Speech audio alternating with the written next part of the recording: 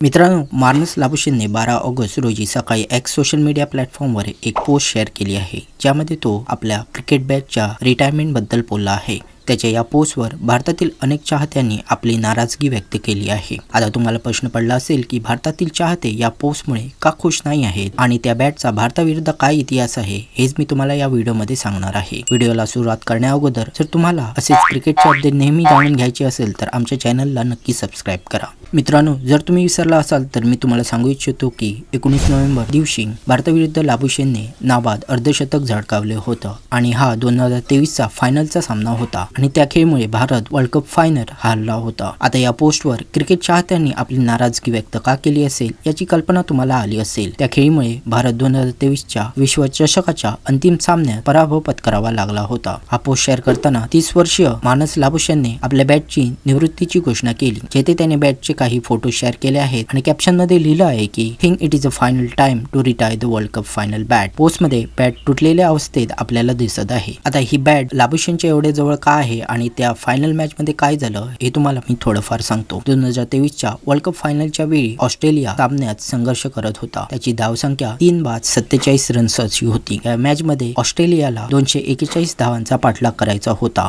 यावेळी मॅच पूर्णपणे भारताच्या बाजूने होती। त्यानंतर लाबुशेनने या बॅटच्या सहाय्याने एक महत्त्वाची भूमिका बजावली होती, जिथे त्याने ट्रॅव्हिस हेडच्या सोबत 192 रन्सची पार्टनरशिप केली होती। या मॅच मध्ये ट्रॅव्हिस हेडने 120 बॉलात 137 रन केले होते, तर लाबुशेनने 110 चेंडूत 58 धावा केल्या होत्या। या खेळीच्या जोरावर ऑस्ट्रेलियाने 2023 मध्ये 6व्यांदा विश्वचषकाची विजेतेपद पटकावले होते आणि हाच या बॅटचा इतिहास आहे। आता या एक्सपोजवर भारतीय चाहत्यांच्या काही प्रतिक्रिया मी तुम्हाला दाखवतो।